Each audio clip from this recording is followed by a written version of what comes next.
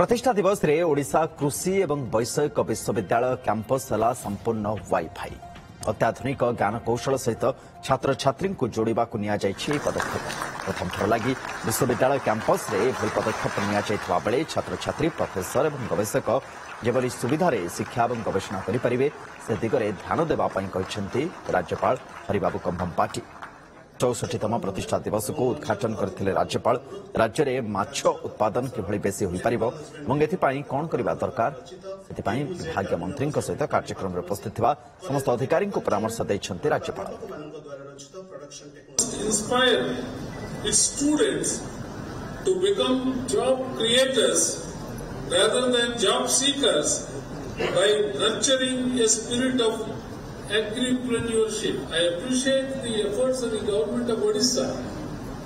to encourage and to promote small entrepreneurs by offering under Mukhyamantri Krishi Udyog Yojana from Andhra Pradesh alone. The export is more than 20. Odisha is not lagging behind Andhra Pradesh. You have all resources. The same paddy cultivation, the same seashore, the same Bay of Bengal. Why we cannot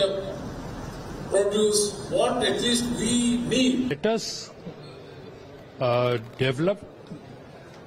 a system of growing organically to keep the people's health standards better, to have a better healthy living, evam production. आउ गोटे कथा मो माध्यम रे मो अनुरोध करबा पाई चाहूची आमे चाहूछु टू डेवलप एग्री टूरिज्म रो अर्थ जो माने टूरिस्ट आसुछंती से जाई करी देखंतु गां रे जाई करी रहंतु सेठी जो प्रोडक्ट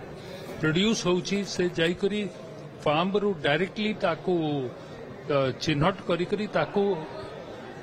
खाद्य तैयारी करी करी खाउंतु केमती स्वावलंबी करवा एवं मत्स्य उत्पादन जमी आगू बढ़ेवा मुख्यमंत्री मत्स्य कल्याण योजना एवं प्रधानमंत्री मत्स्य संपद योजना अनेक व्यवस्था रही सब्सिडी रही पोखरी खोलवा आरंभ कर माछ दाना माछ जाला एवं ताकू केमती बिक्री करि परिबा इन्सुलेटेड भ्यान जाल एवं आमर मार्केट ताकू आज वैल्यू एडिशन 1 डिस्ट्रिक्ट 1 प्रोडक्ट व्यवस्था करा जायछि तापई गणमुंडा ठारे 178 कोटी टंकारे गोटे एकता महल निर्माण करा जाउछि तेणु एठी कृषि एवं मत्स्य चाष एवं पशुपालन पूरा तीनोटी जाक पूरा जड़ित कृषि विभाग एवं आम विभाग मिलित भाव काम